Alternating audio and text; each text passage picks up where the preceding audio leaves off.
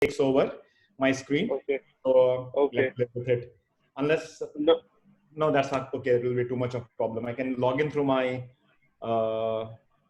iPad and speak through this, but it's okay. It will be too much confusion.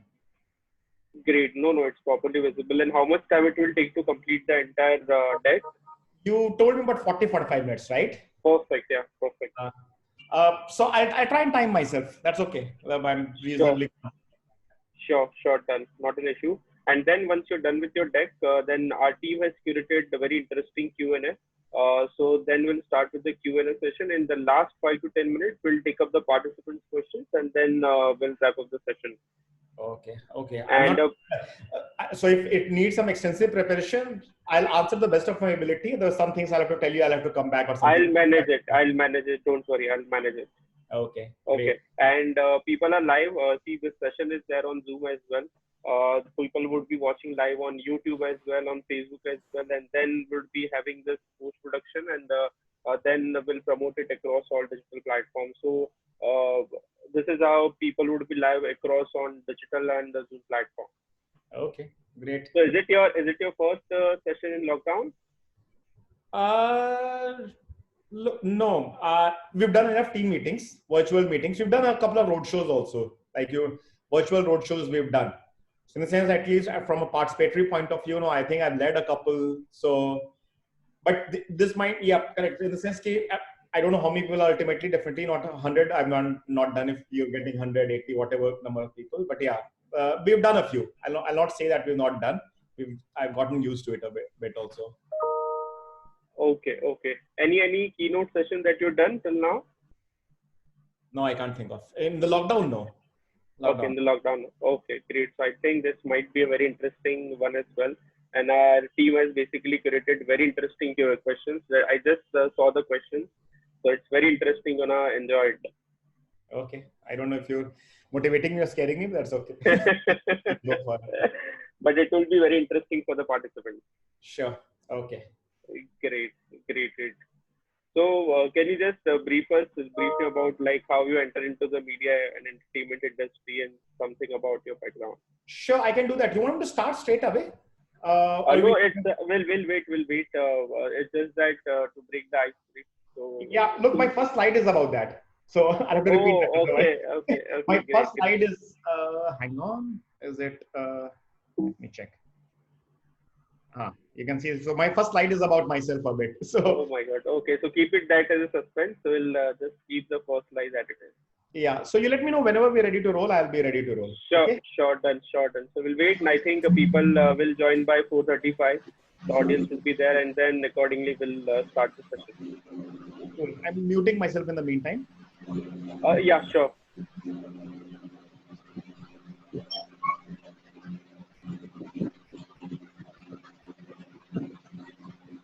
Hello all, welcome to the Digital Gurukul Masterclass, where we invite Asia's leading digital professionals for the Power Pack Masterclass. And today we have with us Mr. Abhigyan Shekhar, who's leading the sales for the product for Viacom18. And this would be a very interesting session where we would be talking about the video, potential of video. So hoping it would be a very exciting and interesting session. So we'll begin in 5 minutes from now. And once everyone joins us for the session.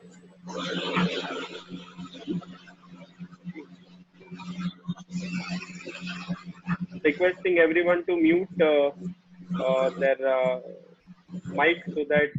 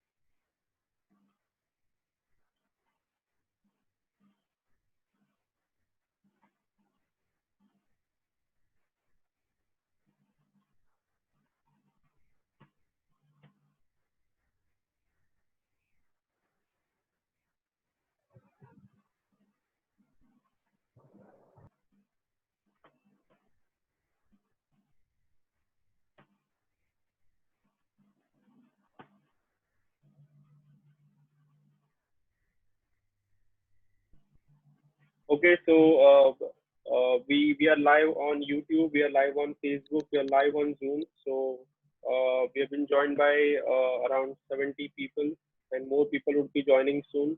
So welcome everyone for the Digital Gurukul Masterclass, where we invite Asia's leading digital professionals for the Power Pack online session. And today we have with us none other than Mr. Abhigyan Shekhar, who heads the sales at Voot, which is a property of Viacom. So I'll just give you the keynote speaker overview, and then our speaker would overtake and take the entire session. So I'll just request everyone to mute themselves.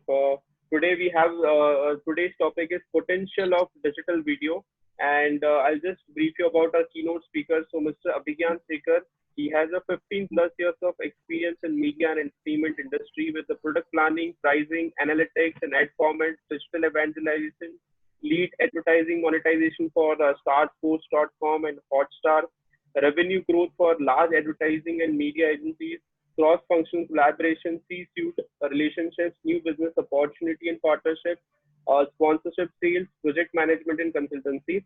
He has previously worked with Google, Star India, CNBCTV 18, World Sports Group, and now Viacom18. And he would be discussing on potential of digital video. So without wasting any time, over to you, Mr. Abhigyan. Thank you, Raj. Good evening, everyone. Raj, I know gave a very detailed introduction, so I just had used that as my initial slide, but I'll just quickly talk about in terms of the experiences I have. I have spent some time of my career doing some media planning at Group M in its early days. I've spent some time of my career doing sports marketing, trying to sell sports assets, and the last decade or so has been in online media. Especially in 3-4 years, I've become a bit of a digital video expert, which hopefully I'll try and share some of the experiences I've garnered over the last few years with you guys. The reason I also want to give a bit of the background, and I actually want to step back further, is to tell you where we all come from in today's time and era. So I represent, I'm sorry, my machine is a bit slow. Yeah. So I represent Viacom18.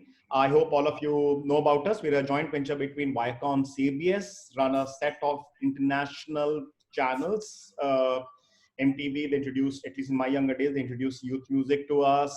They own Paramount Pictures, which has made movies like Godfather or the Mission Impossible series, basically. And Network 18, which is owned by Reliance Industries, which obviously changed the digital ecosystem by the launch of Jio 2-3 years back. Network 18 has a lot of news channels in English or general news or business news, both across Hindi, English, a lot of regional languages, and a lot of media assets in the digital space also, the logos which are mentioned out there. Network 18 is the majority owner of Viacom18. Specifically a bit more on Viacom18. We launched in 2007 with 2 channels, MTV and Nickelodeon. We're right now at 52 channels across different genres, like entertainment, like youth, like music, like kids animation, across different languages, Hindi, English, regional set of regional languages, basically. We got into the live business and the consumer licensing business some time back. So, like, for instance, till the world was a different place, we used to do the Supersonic Music Festival, which is possibly India's largest music festival at Pune. We produced films under the Viacom18's motion picture division. So we've done blockbusters like Padmavat to critically acclaimed movies like Andhadhun. And I specifically represent Digital Ventures, which has a set of consumer brands which I talk about obviously in much greater detail as we go along. Now, the reason I put this, all of us had some 2020 plans. My company had, our floor had basically of what we'll do in 2020. But I think this is, I picked up that the trend analysis from Google, and obviously this is unprecedented. The reason I put it out here is that whatever numbers and projections you're going to see was done in a slightly different time, and how many of them will hold true is always a bit of a conjecture. I definitely have not seen anything remotely close like that. I think none of us have seen it. And the last thing which happened was possibly the Second World War, which hopefully our forefathers had seen, which is around 70 or 80 years back.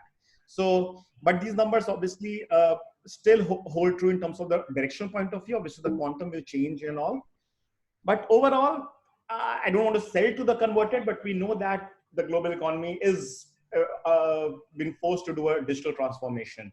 So, and media is already going through that phase, but there are different sectors, like even the education sector, which hopefully all of us are sort of part of, that has seen a total boom, right? So different sectors are forced to think digitally.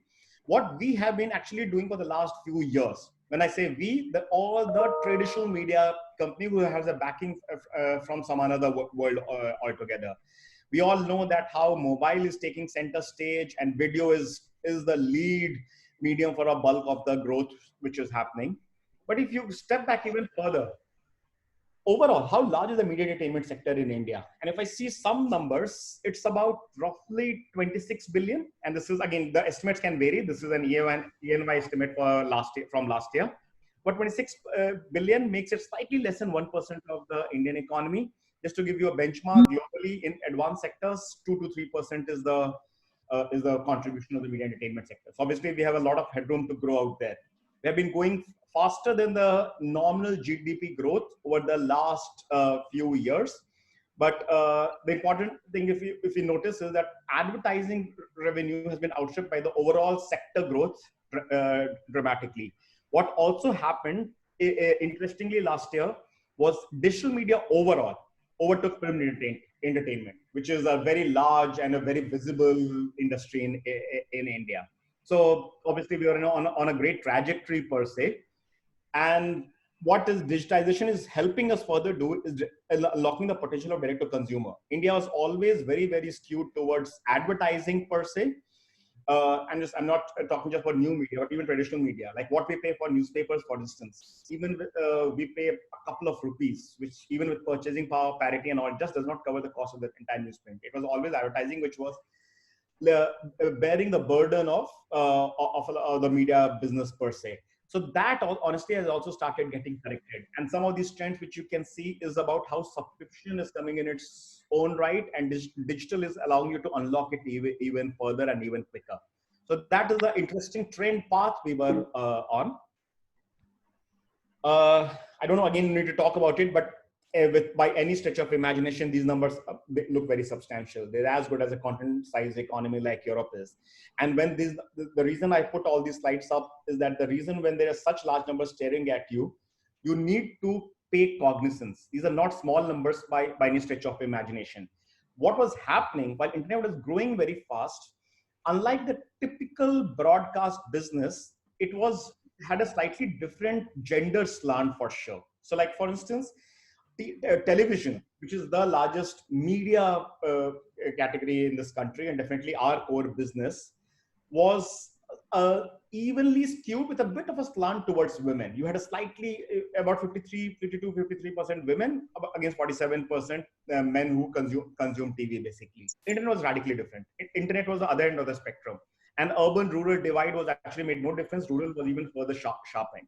Obviously, also, internet was much younger, which is not the case with television. And obviously, it was like the new generation. The guy was growing in what you call the digital age, basically. They were possibly adopting to internet much faster than some of the older family members per se. So television has a much wider dispersion. Internet was male-focused and maybe with a much more stronger youth slant than what television had. And obviously, in light of such numbers, light of such trends, we're all storytellers. And the idea was we were so far making stories only for the larger screen. If the audience was moving en masse, showing, which I showed in the last few slides, the large numbers, we needed to just cover this space also, the digital space, whether it's mobile, whether it's your screens, all the digital screens basically, but it came with its own set of complication, which was very different from how traditionally we used to do our business. In terms of investing in consumer tech, in terms of investing in ad tech was radically different. So it was a bit of a mindset shift, which all of the traditional broadcasters had to do. But if you ask me pretty much now, each and every broadcaster worth the salt have it covered. I'll also talk about from a consumer segmentation point of view. This is an ENY estimate of how India is split per se. And again, this is some future projection, which might, if you ask me personally, it might get hastened further because the adoption of digital, at least in the media space, was going to be quicker than what was the trend prediction going to be like. So digital only audience is what you classically call the cord cutters in the West, the people who have access to nothing but only digital devices.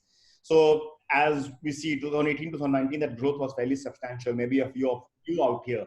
But I believe that bulk of us would possibly lie in the second segment, which is we'll still have a pay TV or a DTH connection or a cable TV connection at home, but we'll be also subscribing to the subscription services of the Netflixes, Amazon Prime of the world, Voot Selects of the world. We'll be consuming what we call premium content in our language. Bundled digital is pay TV plus some bit of the free massive content, what Hotstar provides, what Voot provides, what Z5 provides, basically. Mass consumers are the guys who are dependent on their telcos. So you don't really subscribe to, but you're going with the Jio TVs or the Vodafone Plays or the Airtel Live TVs, basically, or whatever content aggregating your telco is doing. So you're not really buying any different pack, but you're going in for that. What your telco is providing you, and free consumers are the terrestrial audience, basically the guys who are not even buying pay TV possibly. So from our point of view, you have to do a segmentation.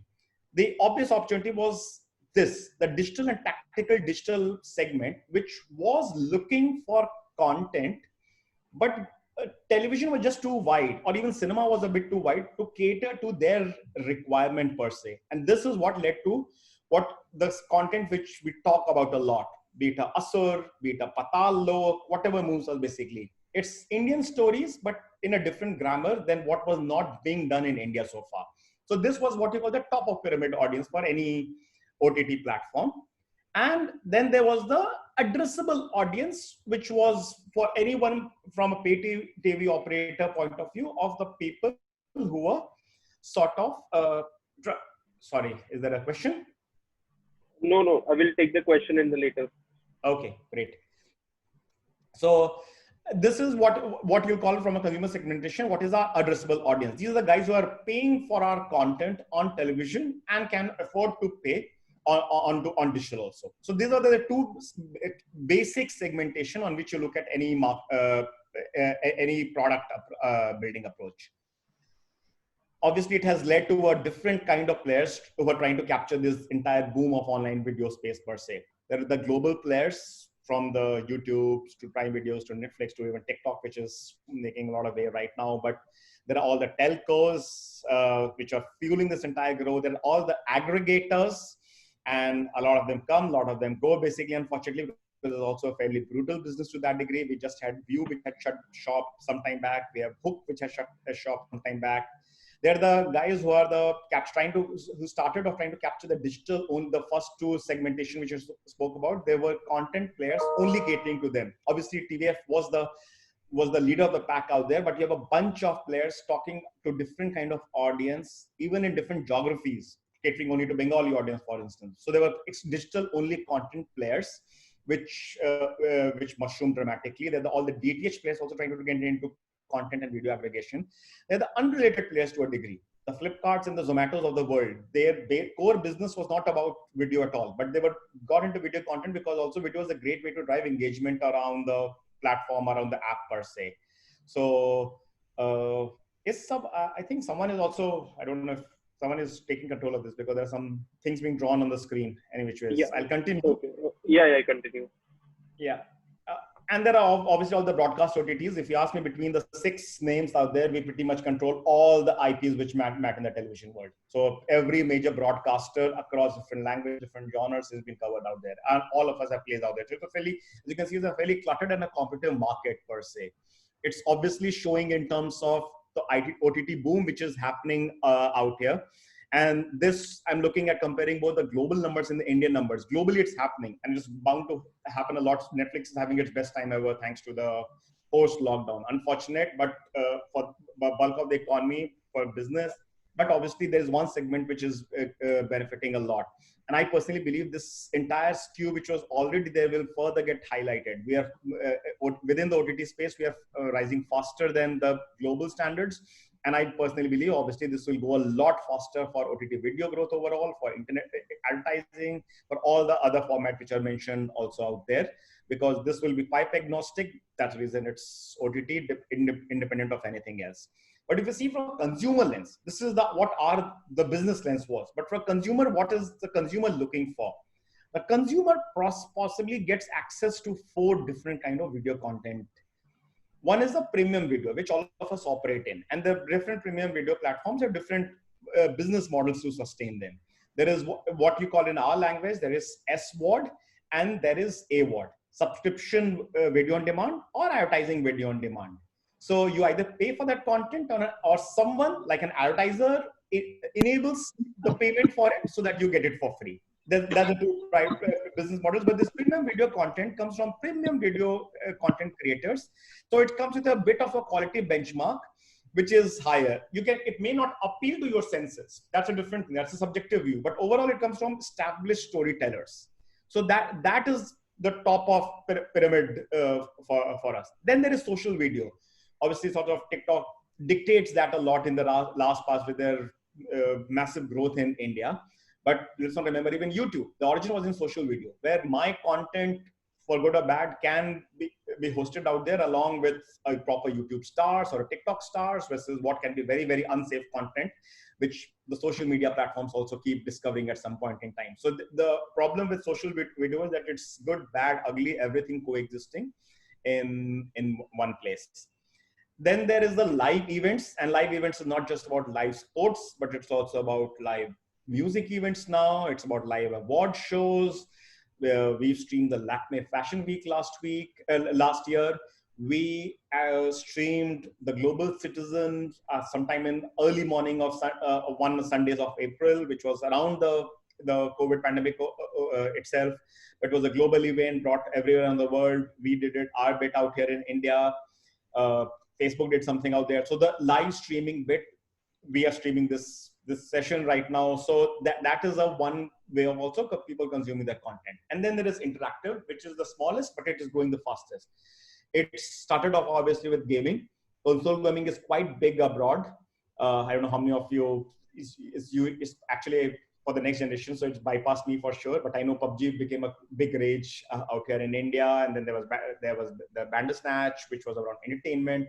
So these are the 4 different genre ways a consumer can sort of consume the content. And the idea was, when you are trying to build a consumer product out, you need to cater to all the 4. So yeah, so this has been our journey. We launched Voot as a pure AVOD platform, which I represent in year 2016. Under the Voot umbrella, we launched something called the Voot Studio. I talk about the relevance of what it does around 2018. Late last year, Voot Kids, which used to be a subset of Voot overall, was siphoned off and was launched as our first subscription platform. This was in November. And just before the lockdown, around 2020, February, we launched Voot Select, which is our premium content offering. So if you see our journeys, this is what a 4-year journey has been like. We are India's second biggest premium AVOD platform, basis watch time, and these are the 4 consumer brands we have. Speaking a bit quickly this thing, what are each and every offering is all about. So there is Voot Kids, which is India's only multi-format kids app to a degree. So it's not just about video, which was the starting point for all the OTT players, but it's about a lot of ebooks. It's a lot about audio podcasts. So you can watch, you can listen, you can read, you can do multiple stuff. It's about fun, learning, all of it together. Anyone eligible for that, I'll request you to go and sample it. Give me consumer feedback if you want. Give me overall product feedback if you want. And it's done again phenomenally well around this time when summer vacations are on and people are locked in. So this has been good for business to that degree, but it's also about a very strong product offering, which is there for the consumers, and something which they never had experience like that, because whatever is happening on e-learning space was always meant for a slightly more mature. It was always in the education space instead of just the fun and learning space, basically. We launched Voot Kids sometime back. Acquired a lot of some content from abroad. Obviously, we use international content. Some of our own IPs we are going to use by doing a simulcast and all, and we're commissioning a set of originals. But instead of talking about it, I'll just play a quick sizzle. I hope all of you can see this. If not, then someone will have to raise a hand and just tell me. So just a quick for you to get a flavor.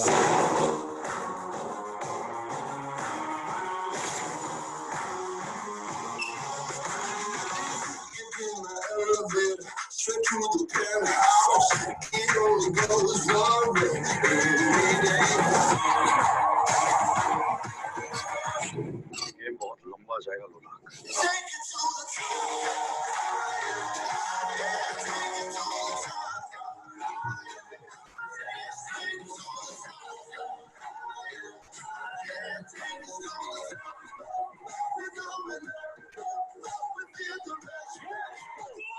Come on now! Take it to the top.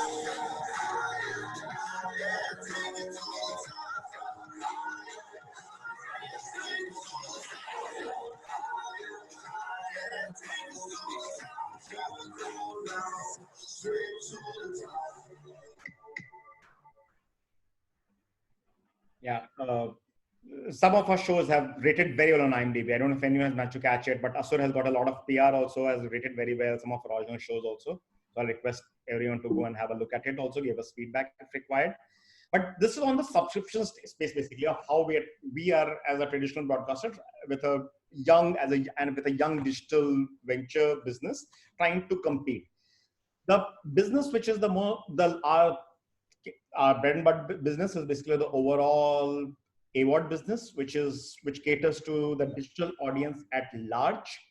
And how do you make it relevant for advertisers? Because that's the key segment which it talks to. Obviously, again, I don't need to talk to the converted, but there are different aspects of digital advertising. But if I were to do my own segmentation, my entire play is for the TV plus video. How do we make video media planning as screen agnostic as possible? That's the challenge which we try and grapple with, basically, because that's the entire opportunity that independent of the pipe, the consumer should have a seamless experience, the advertiser should have a seamless experience. And that's an ever evolving journey. This is what is leading to the entire growth also. As you can see, the overall, obviously, digital video spends is growing faster than the rest of the industry overall. It's almost a 60% growth last year. But the way we look at it is a TV plus video combined approach. And a bit of the play is also around the display spends and the affiliate, less affiliate, but content influencer territory.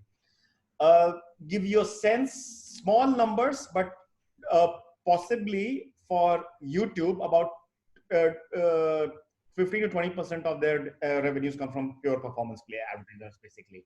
So you need different kind of ad formats which to support that entire lower funnel conversion conversations which you're having. So performance is obviously the sector which is fairly important, and also adopting to video, not just with video format, but a mix of video and display formats. And then the entire content influencer piece, which is picking pace dramatically on a very small base.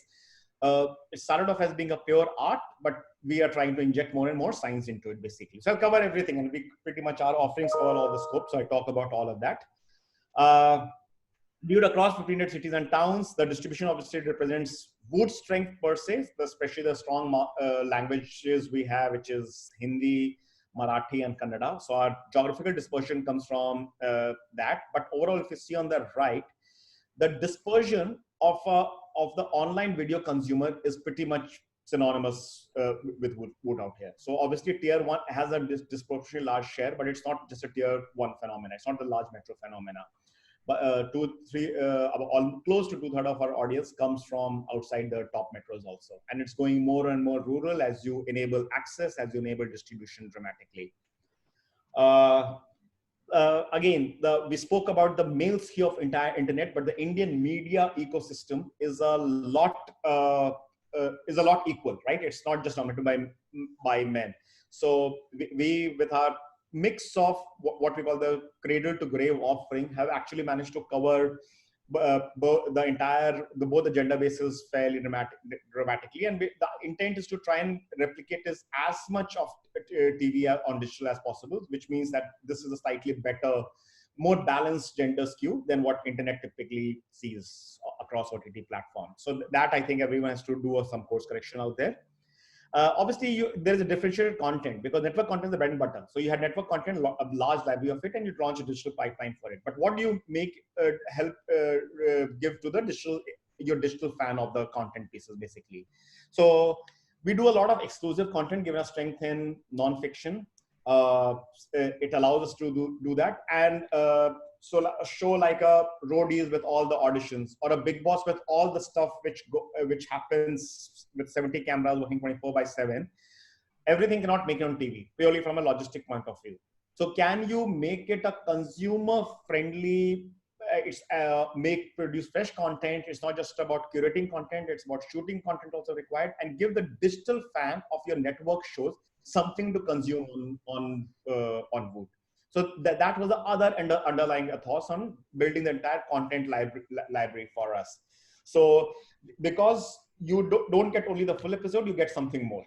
So that was the hypothesis. Obviously, Voot originals across different genres, different languages was something which we talk about the digital grammar, which is a bit different than the television grammar. If you're here, we wanted a bit more massified content out here, but something which was meant for the digital audience only.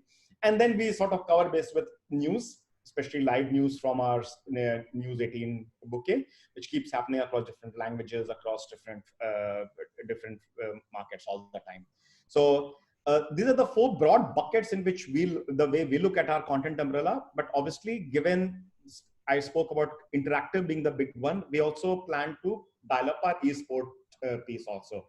We've actually done a lot of streaming already. And some of these are international formats, like a DreamHack is actually a big mega gaming event, which has primarily an on-ground leg to it, but we used to just stream all the stuff which is happening around there on Voot. So we've done 2 chapters of it, streamed live on Voot already. And the idea is that how do we keep building on that? So esports will possibly cater to the next generation of the internet adopters per se. So that's the one thing which we want. And given again our strong youth offering, which I showed you in terms of the age dispersion also. And what also happens is that internet is young. Voot, thanks to the MTV audience, is even younger. So it's again is a native platform where we can cater to the first-time adopters for internet. So the idea is to also branch off into esports at some point in time. TV plus digital, it's the holy grail for the worldwide media planners. But what we actually look at is that how do we know that we are incremental over additional to TV per se, and with substantial eyeballs out there. Across different languages, across different genres, fiction and non-fiction, and this is at different time points when the shows are happening. What are the chances of you coming and back and watching my content a week later? So when you talk about that, it's basically between half to 2/3 of my audience comes back a week later to watch the same piece of content, which definitely means that it's a bit of an incremental one, because it cannot happen across different ad formats. So basically, there is a different TV audience, and Voot is a daily habit for some of these guys because they're in a single TV household, which bulk of India is unfortunately still. They don't get a chance to control the remote, so you need to watch it on Voot basically. So it becomes a bit of a daily habit across different kind of shows. Obviously, post-lockdown, the quarantine period, and we've defined it from 15th March as a broader definition, basically. What has happened in a lot more engaged users. So we anyway were fantastic on time spent compared to any other OTT platform. We get about close to 45-50 minutes of average time spent. That has grown up dramatically to almost across an hour. People consume that content. Obviously, there's no fresh content supply. The viewers keep fluctuating. The guys who keep returning watch a lot more pieces of content, watch it for longer. And the overall connected TV, which was the old way of consuming content of television, is becoming more and more important. So that has gone up in importance. What we're also trying to do in the different genres, which are, so obviously Mytho has become a bit of the flavor of the season, Mytho and news, because of all good and unfortunately a lot of the bad stuff which we're listening to, but there is history which is doing very well. Thrillers, some of our old fiction shows, those traditional shows like a Balika Vadu or a Kaise Yari. I don't know if anyone has watched and followed any of these shows. Both were big rage amongst their respective audience base. So they have seen some of the massive numbers. So the idea is to republish some of our older favorites also, to reinvent the wheel of, and that's what, again, digital platform allows you to rediscover archived shows also from earlier. An idea is also to build an audience network, which is not just restricted to Voot, but have our content across different pieces also. So we are available across some content aggregators. I spoke about connected TVs, where everyone can watch our content with in a brand safe environment. We are also possibly the only one which sort of caters to the Geo universe in a dramatic manner, where we're available on Geo feature phone, which is meant for a very, very different kind of audience, which is the audience on the move. It's a 1,500 rupee phone, 1,500 to 2,000 rupee phone, but has all entertainment content. So it caters to a very different audience. The lower pop strata per se, not the lower pop strata, the lower NCCS classification. And we're also available on Geo TV, which is the live stream. And we have an advertiser solution for all of these also. So there's a wide audience universe which we've created to make it friendly for our advertisers, and obviously a range of solutions for marketing needs. I'll briefly talk about in terms of how the segmentation works, and this is, I'm just representing the OTT industry out here. Obviously, there's the inventory solutions and the non-inventory solutions, which we all put under Voot Studio. Inventory solution is easy. There is and again, you guys will know this better than me, but there is a digital audience which needs to be catered. There is a first party audience, which all the digital marketers have, which is the data asset which you have created. There is second party, like for instance, in our case, the first party audience is my Voot audience, which is, I know them inside out, what content they're watching, what are the stuff they're doing. Second party will be, say, a sister data like a money control data or MTV data, which all of these as large consumer brands, we're part of the same network, but as large consumer brands have their own way of aggregating that. That's as reliable as first party, but it belongs to someone else, so it becomes second party for us. And third party is the data which we all can access through multiple aggregators like Oracle, Mobilewala, around the world. Different aggregators have different strengths around the world. What we try and do from our inventory planning point of view, we try and bring it all together through our own in-house tool which we call MAVARIC. So obviously the starting point of this is a strong understanding of your own audience. In our case, it was also a very, very high logged in user base. You typically don't need to log in to watch any video content, right? But it was just available for anyone. When we had kids out here, people used to come and share. You could set a password to allow your kid to only get restricted to the kid app.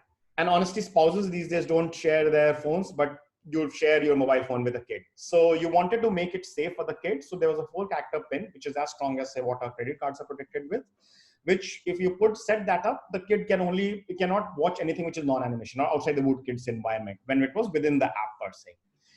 The offtake for that was so high that we almost had 40 to 50% of people with actual demographic data, because you needed to create your login ID and all for you to set the password, which gave us such a rich understanding of the demographics of our audience. That was the starting point trigger. Obviously, you could through lookalike modeling, machine learning, through what similar content pieces being watched, similar ads being engaged with, you could expand that logged in user base to have a fairly robust understanding. And it was, from what we gathered with our tech partners like Nielsen, Moat and all, it's above industry standards, way above industry standards. Obviously, layer it with second-party data from whichever is the reliable second-party data, and we tap into third-party data like ZeoTap for the time being. We're working with .me in the past. So and the idea is to process it all together and create an understanding which is as robust as any other audience tool will give you. So we call it MAVARIC. We use it a lot for advertisers to sort of help them target different kind of audience. Obviously do a lot for remarketing, and we're creating buckets on interest and affinity, which is usually a function of the sort of advertisers who are active on the app also per se. So like for instance, obviously the e-commerce apps are far bigger because there are larger advertiser bucket than the offline shopper. So it's in the ad tech world, there's an ever evolving strategy.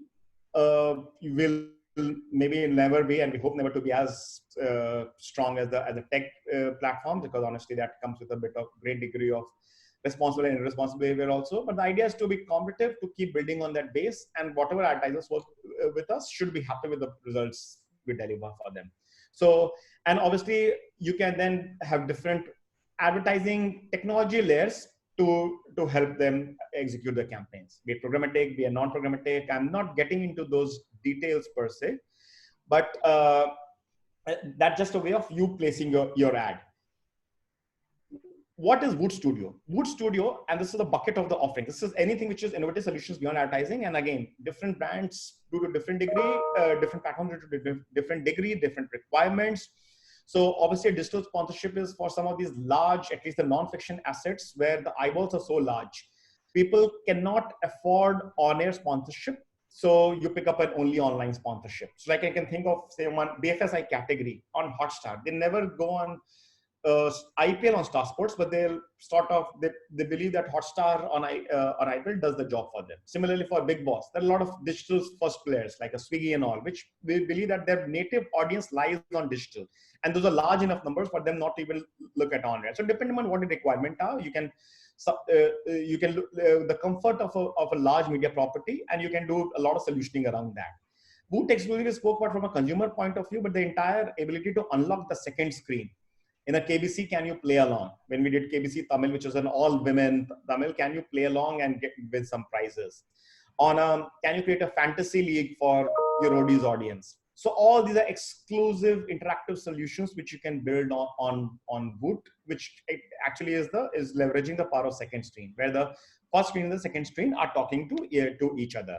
The entire space of Voot Originals, where obviously this is branded content. Both it can be either we can write brands in, or we can do bespoke creation for brands, and then the content hosting pieces, which is social media content made a bit premium. I'll give you some examples in terms of how we go about it. Obviously, people believe in the power of brand content, and this is increasingly like even during the lockdown time, the summer stuff. We're doing something very interesting for one of the NGOs out here. It's becoming more and more as a new norm, because this is the way you cut through the clutter, establish the presence of your brand. But what is the unique offering which we bring to the table? The content pulse. We always have some audience inciting going on. The idea is that to bring the same understanding of what we're trying to build for Voot as a platform for all the marketers also. So if you can deliver from there, from a content and of the societal content trend point of view, because it's also fueling the same, using the same engine, which is fueling your supply. So can you get the advertiser to benefit from that also? All the viewer insights which we get, and digital allows us to really from consumer understanding point of view, goes a lot more deeper than what our traditional platforms can get into, right? So that's the same degree of sophistication out here. Influencer marketing, by virtue of being part of a large network, we have a host of known faces to fall back upon. Basically, we possibly Aishman Khan, the first claim to fame was on roadies. So the biggest indie stars was Kurtzia. So we have access to some of this top talent which we bring to the table, and the overall marketing communication expertise, because again, while we produce some great content which engages a lot of the Indian, be it on television, be it on digital, the idea is to market it properly. So we are ultimately a digital and a content marketer. So the same degree of expertise can we provide to all the advertisers who are looking at the non-advertising solutions. The outcome can be from short format films, which are not typically ad films, but are one or a series of pieces. We did something for Sugar Free recently around Women's Day, around influencer campaigns. Like we did something around the World Heart Day for Saffola, which spoke about the perils of binge watching, and it came on an OTT platform, and how your heart needs a break, basically. So it was like, and Saffola has created World Heart Day, so they partnered with us. A multi-part series, like say we did something with Singapore Tourism, where we had Saransh Goyla, who's the celebrity chef of Gola's butter chicken factory. So he was on a diet. It was like a digital campaign, and then he went on this travel trip, a cheat week in Singapore, where he sort of sampled all the gourmet dishes of Singapore, and we had a lot of digital interactivity built in. We obviously conceptualized it. We sort of promoted in terms of how to follow this entire cheat week. We curated some of the top menus, published it on Voot. It was a total 360-degree solution which worked for international tourism brand. And a lot of the branded content which people do and just to put in social media, can we give it a bit more of seriousness, a bit more of imagery? Like for instance, Java, a legendary bike brand, came back with these nice travel stories around Ladakh and some music around that. They published it on social media. We also published it, promoted it, drove some views for it. It's like instead of you spending money on to drive views on YouTube, give it a bit of premiumness. And sorry, anyone's okay. Anyway, I think it's not too long. Yep, and so obviously the one we are the most proud of was we had one brief from ByteDance, TikTok, make it more premium, help us launch EduTalk. We did this show for them. I'll play, this will be the last minute basically. I'll play a quick sizzle reel of what we did for them, which worked wonderfully for them, gave them a bit more of premium imagery. Remember, TikTok does not host any of this content. It all rested on Voot. It all rested, we actually went on TV also. It went on MTV also. But it was just to to give them that image as part of that entire EduTalk initiative, which was around medical, which was around health, which was around fitness, which was around learning. It all became a part of their larger campaign. I just play a quick sizzle reel.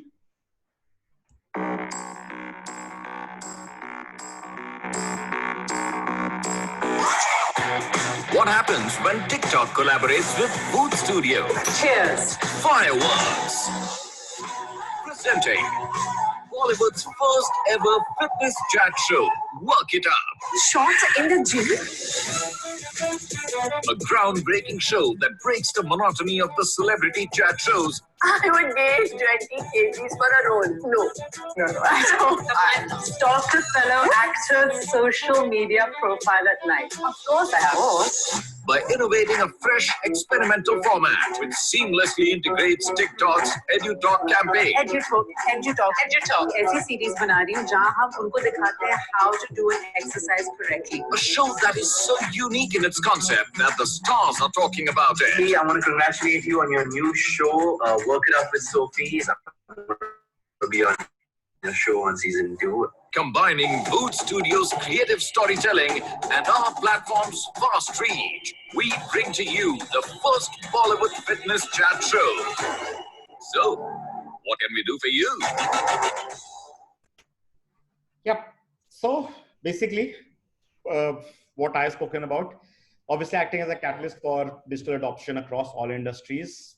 We are trying to waiver screen, platform, and pipe agnostic. We're trying to go in overdrive, especially for online video, through both technology, content, and I must say access also. Data enrichment and audience understanding will be continue the key drivers. What is the business model? Whether it's advertising led or subscription led, because even for subscription you need to upsell, even for advertising you need to upsell basically.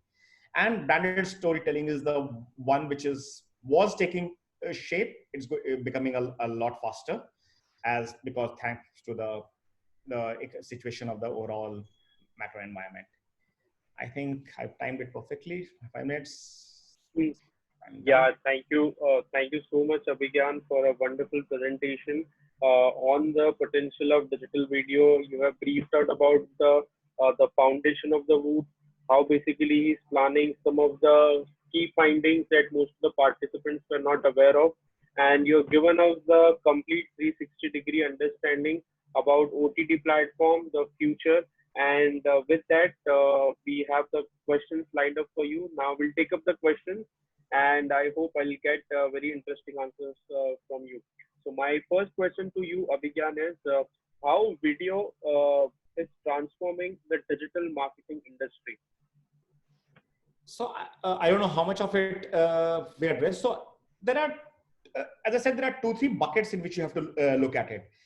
At its starting point, when it started off first, it was all about, there was what you call the cord cutter, the digital only audience. And you're saying that instead of putting some money on some niche channels and all, just put money out there. But now once got scale, what people are looking at it as a serious media reach and frequency platform, just like they look at, say, my colors channel, and they're bringing the same grammar to it. So, but what it's transforming it is that the ability to do a lot of measurement, which sometimes works to a detriment also, which TV does not allow you to do that. I'll give you two very, very simple examples. Digital works on something called a frequency cap. Frequency cap, or what you call effective frequency in traditional video planning, is the holy grail for all media planners.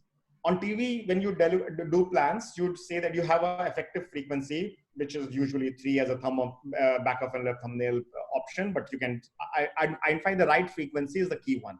The fact that digital allows you to do a frequency cap if TV does not allow you to do that is a great thing.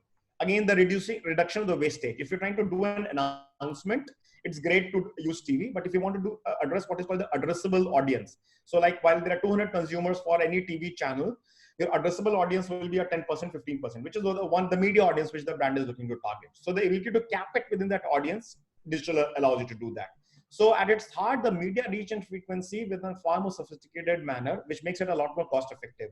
I thought that I'll put that slide up, but I thought that will be very obvious, but that's the grammar on which most of us are working.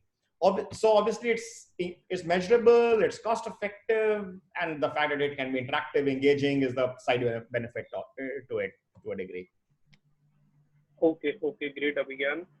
My next question to you, since you mentioned into the deck regarding the you have developed a very interesting product for the different DG. My question to you is, where do you see the future of edutainment compared to the entertainment? That's honestly, you should be telling me that. You are the expert instead of me out there. So according to me, that's a huge future. So if you talk about entertainment, with the TikTok coming out with the very interesting initiative, and there are so much, since OTT platforms are growing, we are seeing a huge demand of the students across tier 2 and tier 3 cities. They want to learn very interesting content. Okay, so days are gone where people used to learn from the boring professors. They want entertainment plus value as well. So I tell you the two things which is happening. Obviously, we'll revisit the way we are doing these sessions. The way we'll revisit how we work going forward, who all need to come to office. So that will be happen. And the overall edutainment space also, if you can scale it up, the way it's got scaled up in the last 2 months, and we work with a lot of the education partners, right? So, and I must say that we started carrying some of that content also, because again, we are of interest thanks to our youth audience to some of these guys. So we just gone live with some upgrade content. We've sorry, it was upgrade or an academy, I can't remember. So we've just gone live or about to go live. So with some of this content, there's an academy which advertises with us. So if you ask me, it's obviously the native audience lies on digital medium. So I think it will undergo, it will enable new business models. It will mean a change in the way we continue learning, in the way we communicate to our consumers also. And it will just be an entirely new ecosystem, if you ask me. What will also mushroom is a lot of the adoption of digital devices. Let's be honest, like the lockdown came with no this thing. So to do it something on just on a small screen, will it mean a offtake for pure educational tablets, pure educational laptops? That will be ultimately, while it's mobile is a very one-on-one medium, is it good enough just for education? So there are a lot of things which people will also go through. So it will upscale the entire hardware system also to that degree. Okay, great. My next question to you is, what are the new underrated skills which would command a huge demand in the future? Sorry, new underrated? Skills which would command a huge future into the coming time. Again, what's the new underrated skill? I think overall, the entire enabling the tech infrastructure, that is going to come up a lot more. Anything which can be done remotely, I think has a great future. Teaching is obviously, we spoke about it. Some legal practices, some of the medicinal practices. Can you start doing this long distance? Fitness. Your Fit has had a massively good month, right? So it sort of just changes the fundamentals of the company. It's a bit like what digital payments benefited from demonetization. Some of these sectors, I think, will see a massive growth. Online gaming, obviously, is a big one. or where you start getting into it more and more. So the new skills, if you ask me, will be the sectors which are employed in the skills which are employed in these sectors is the one which have a very bright future. Okay, so I think these are very important skills that you mentioned. My next question to you is, since you are a media veteran in the part of the media and entertainment industry since last decade, my question to you is how media and entertainment industry would look like post COVID-19? I show some of the trends. I think those trends will get accelerated. Digital advertising will accelerate for sure. Digital adoption will grow a lot faster. Obviously, assuming content will start coming back in some form or shape, our content production will undergo a change. A lot of shoot at home videos will start mushrooming, right? And we're talking about good production quality. So the entire, again, I'm from different generation. What Gladiator did during my younger days, Gladiator was shot entirely digitally, basically. A lot of the new practices will start. When it's shot on iPhone, generally becomes a full-length feature film to a degree, basically. So the content production will start happening in a lot more different, because if you're maintaining the social distancing norms, will your studios look a lot different than what we've been so far used to seeing them. Obviously, a lot more performance marketers will start sampling more and more of these digital platforms. Obviously, the number one thing which is happening is the entire subscription piece going through the per se. More and more people are getting to the habit of paying for content. As I said, my newspaper example, Indians don't like paying for content and internet. And that's the reason maybe YouTube took off so well. It was cheap. People didn't bother about the data speeds, and the quality was suspect. So it took off dramatically, just built the habit. So maybe subscription and so the paid services will get adopted a lot faster than what we're. And we've seen some great numbers for both Select and Kids, which is our paid offering. Okay, so paid subscription and the home shooting and so many other home shooting or shooting in different form. What you've been used to seeing, it will come back in a different form, basically. Every content had this thing, so it may just look a lot different than what it has been so far. Okay, great. My next question to you is, what would be the role of programmatic advertising in driving the revenue for Voot? So I did put the programmatic slides, but like for me, programmatic is growing dramatically. And I believe that will hasten further, because if apart from the fact that all the benefits programmatic also has, the ability to do cross-platform targeting in a reasonable manner lies with programmatic.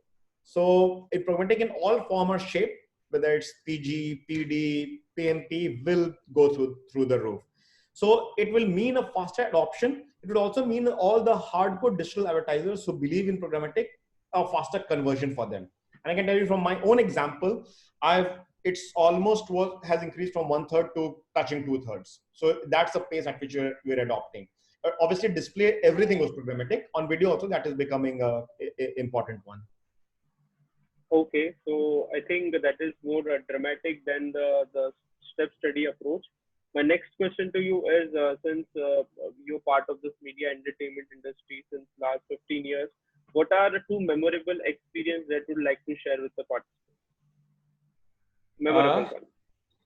Memorable one, okay. And since you've been part of the sales, so you might have encountered with so many memorable experiences. Yeah, so the two most memorables I can think of from mine, and this is across just as a professional, as a practicing professional per se, is I think first time when you realize the power of digital was when the YouTube Fan Fest was held. And the entire clamor, so you realize that it was not a niche medium anymore. That audience out there, and this was an on-ground event, right? YouTube Fan Fest was an on-ground event. The clamor for passes, the crowds out there, just showed the entire unlocking the power of digital per se. So that is one of the most memorable one according to me. I saw it recently with the power of what I call the digital account, because still you don't have the subscription offering. It's always about the Big Boss fans and the Roadies fans out on Voot, right? But just when we launched Voot Selects recently, our first show, Asur, which was rating about 9+ on IMDb. The number of calls I got from my family, it's not funny that how do we watch Asur? It's like teaching and as I say, I'm old. You can imagine my older folks trying to tell them how to download the TV and how they can buy. Amount of troubleshooting you would do it at a one-on-one level. It was almost like a customer service experience. So just shows the power of powerful content and how it gets changed. So these are, if you ask me, are I'll remember them basically. Great. Okay. So I think you answered this very honestly. So I'll again ask you one more question. What COVID-19 has taught you as a human being and as a professional? Human, if you ask me, it should teach of us to take nothing for granted. We should be really thankful we should be grateful. And it's really from the state, whatever we're hearing, or the migrant displacement or whatever, should be, if anyone thought that we were unlucky or unprivileged, just thank your lucky star for the privilege we have that we can have this conversation sitting in our living rooms. Bulk of the Indians can't afford that. So that as a gratefulness, if you ask me, is the underlying thought. It can still happen to any of us. And let's not forget that we brought it. It's the international travelers who brought it. It's not a native disease per se. So we've got it for them. So, and they are suffering. So we should be really grateful. We should make each and every moment count. That's as a human being, I'll say. As a professional, if you ask me, we have to all reinvent ourselves. This is a relatively easier one to do. Trying to do sales is still, while we're selling hopefully a latest edge consumer tech business, sales is still a very old-fashioned one-on-one, sitting across the table, reading body language, that kind of business. The fact that you can't do that anymore, you need to do it. I needed to talk to 100 people without gauging the body language, reaction, whether you guys are following me, not following me. That's the experience. That's a mental reorientation. We used to drop a sales, and this is across businesses, not just my business, but a sales call is an important metric for any sales executive, bulk of my team members. The shape of that has changed. So it means an orientation starting from me and going down into the team. So I have to do if I have to do a team building exercise, I'm doing a virtual one tomorrow. So these are the stuff which we need to start doing. So the ability to just work long distance digitally is, as a professional, we have to reorient ourselves. And I'm sure there are a lot more people like me. Yeah, exactly. There are so many people who are learning new things and trying to adapt to this changing condition. My last question, second last question is, what are the new skills that you're learning apart from being a professional at home right now? I'm trying to pick up something on machine learning. The problem with machine learning is so new, and I'm not sure really anyone understands it. It's a bit of a buzzword. So, but I'm trying to do some courses on machine learning if I can. So it will just help, because what has happened is, I think the days are busier because there's no downtime at all. There is no what you classically call the chai breaks or break time. You have to define that by right? Yeah. Because when you're not in office, there's no scope of that. That entire socializing is gone. So the commute time is obviously being saved, depending on where you're commuting from and where you're commuting to. But trying to see that if I can pick it up, because sometimes during the frivolous, which are not frivolous, but the important, but relatively frivolous, the chai sutta breaks and the commute time, you never got time for anything else basically. So I'm trying to see that if I can do something out there. Okay. On LinkedIn and all. That's what I'm trying to do. Okay. My next question is, what is the next very popular series like Asur gonna come on Voot? I didn't watch. We just released the legal drama. I'm forgetting the name of it. So it will come on Voot Select. Otherwise, we do. I'm forgetting the names of both the shows. Hang on. We are doing something around the award space, which is. Let me try and think about that. It's not coming to my mind. And we just released a legal drama. Honestly, I'm forgetting the names of these, because what has happened, we had a plan to do it once every month. Because of lockdown, we have to hasten it. So it's just like, I know we've done Asur, we've done Marzi, we've done Riker case, and we just dropped in the promo last week of the latest legal drama. I'm forgetting the name of it. I think it's called Guilty. So I just and we're also doing a quarantine show, which is Khelo Funse. Okay. Khelo Funse basically. So these are two new shows we're doing. We're trying to see if we can bring roadies back in some form or fashion, because roadies is aborted in between. So we're trying to see that if we can do something around roadies. The problem is, honestly, we're struggling to edit stuff also. Even the existing content, if we can just edit it and put it out there, that would be fresh content. But even the editing machines are not working. So as I said, something in the supply chain is always broken. So, and we are a smaller industry, less than 1% of the entire economy. So there's a larger play out there. So we have to find our ways around how do you get back on your feet. Okay, okay. So I'll just ask you one more question. The Asur and the Vaikal stories that you mentioned. So should audience needs to wait till the lockdown gets over to watch the second part, or like how it would be? Yeah, you'll have to wait and watch, unfortunately. That no one Uh, has enough. It's a bit like, how do I call it? I don't know if anyone watches, for instance, Last Kingdom, which I watched on Netflix, for instance. You don't know whether the season 5 is coming at all or not. So, okay, so okay. no one knows what the future entails. But yeah, right now we'll definitely come back. But when, how, it's a soothsayer's job instead of a business person's job. Okay, great. Now we'll take up the participants' question, and so many questions are flooding in from across social platform and digital platforms. Now, one question is by Ms. Kiran. So she's asking, what are the challenges as a student in the media and entertainment industry? Challenges for the student, or when Yeah, being challenges. Yeah, yeah. Like when you were a student, when you joined the media entertainment industry, what were the challenges that you have faced? I tell you, look, I joined in a very different era. I can tell you about today's what has happened, and I'm talking about from my time, since it's becoming worse only. Uh, we joined what was technically a fragmented media scape because India was migrating. I joined around when KBC changed the Indian television landscape, right? So India was migrating from a very cable TV was a very niche phenomena to becoming the mass phenomenon which it became, right? So they call it the fragmentation of the media landscape. Now it's even more so. So now the fragmentation and how to pick your bet is the key thing which anyone needs to answer. Second thing, honestly, is about how you keep track of your audience a lot better from the media planning and buying side. We know our audience very well. We have a relative one, and digital allows you to do that much better for the other guys also. But honestly, to really keep track of the pulse of the consumer is always a tricky. I used to find it very challenging because there was something which reports were telling you, but what was happening on ground. So keeping ears to the ground and handling media fragmentation and the complexities which are coming in because of that. These are the two prime broad challenges which one should just keep and look out for. Okay, okay. I hope Kiran got the answer.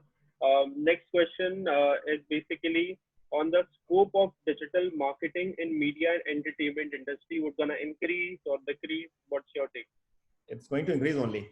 As I said, media entertainment is under-penetrated in this country.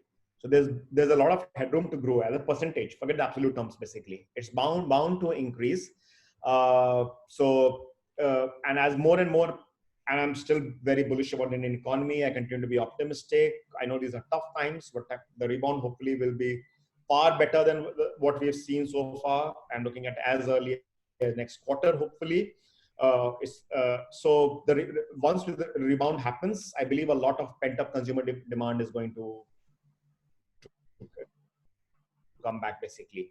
So yeah, I'm very, very bullish about both advertising and the subscription business. If you ask me, we're learning new habits, and that's an important one we're doing from a subscription point of view. There are more and more advertisers coming, demanding more and more technology solutions. So yep, that's what I'll see. I see there's extremely optimistic about it.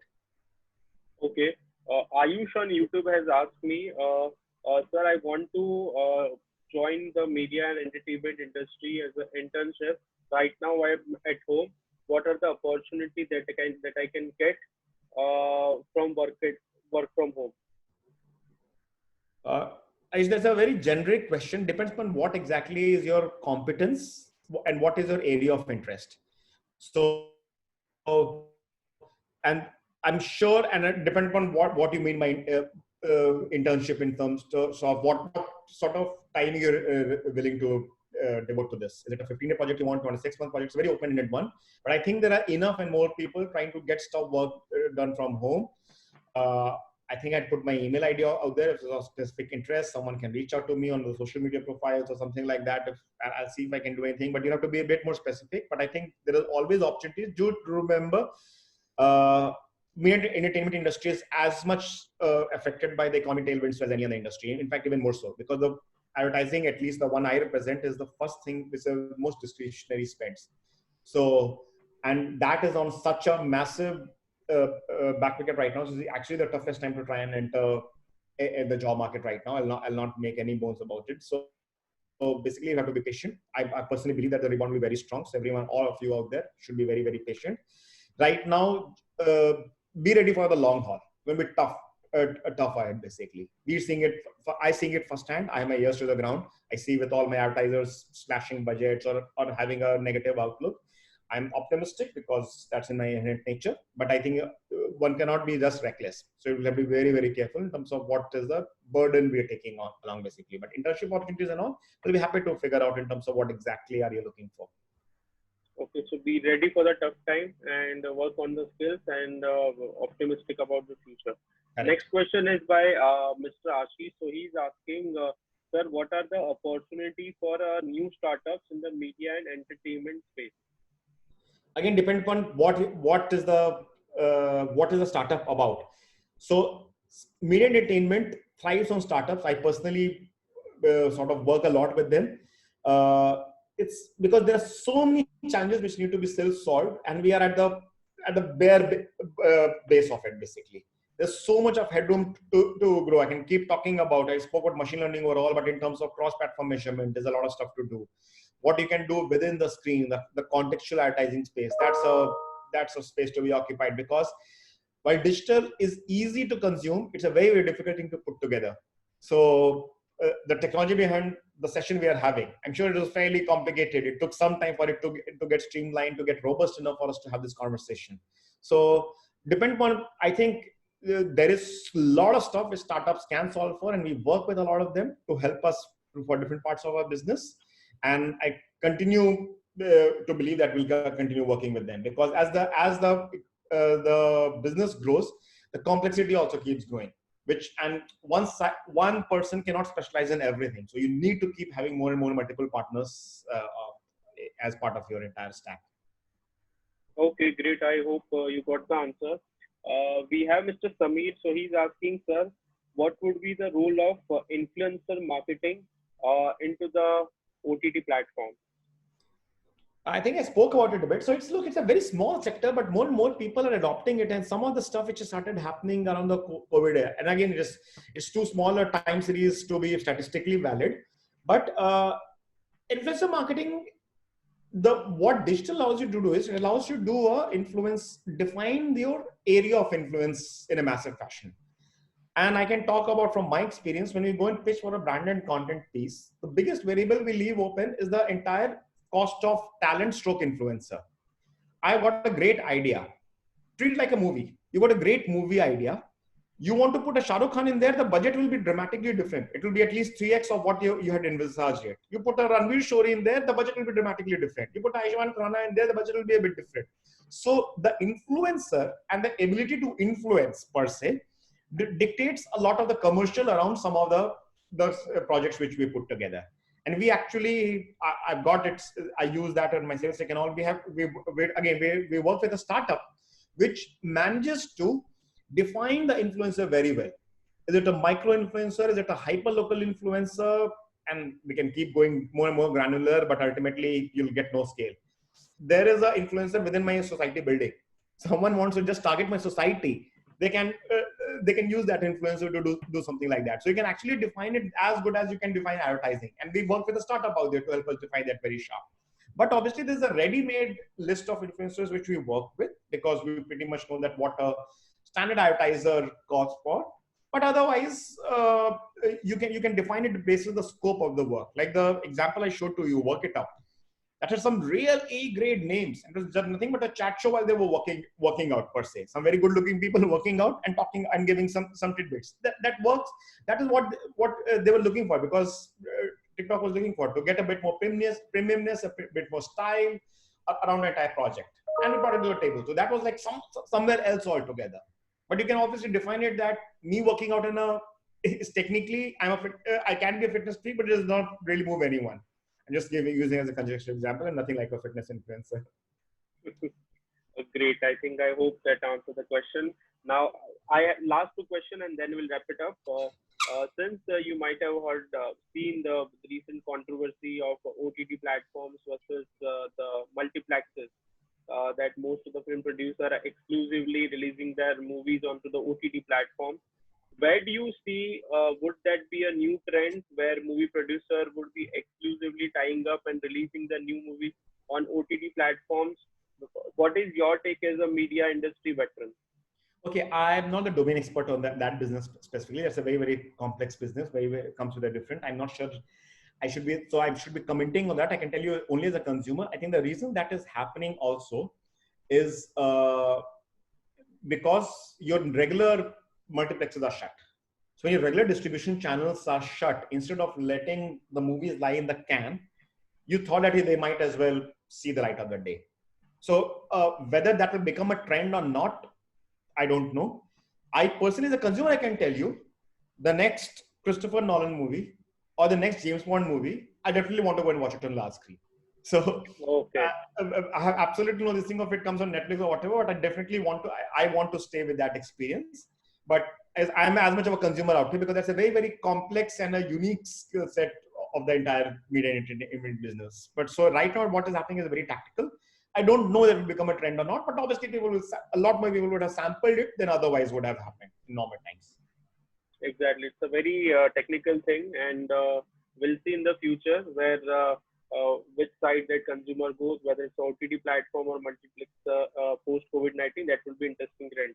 The last question is, how was your experience in the last 1.5 hours being a keynote speaker for the Digital Gurukul Masterclass?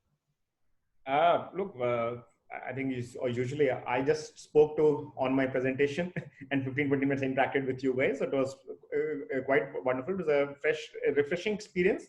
I must say I would have preferred it, with my old mindset still there, to do it a bit more where I could see the people, but that's okay. So it was good fun. I hope you guys also got something out of this. Yeah, great. I think it was a real pleasure having you for the Digital Gurukul Masterclass, and your thoughts, your opinions and views, basically as a media veteran, basically enlighten all the audience and participants, whether it's a student, professional, watching across all digital platforms. And it was absolute honor to have you. And thank you so much for being part of our Masterclass series, and we'll surely be connecting with you. And be safe and see you soon. Thank you so much, Mr. Abhigyan. Sure. Thank you so much, guys. Be safe, be healthy. Thank you so much. Bye-bye. All the best. Bye-bye. Bye-bye. Thank you.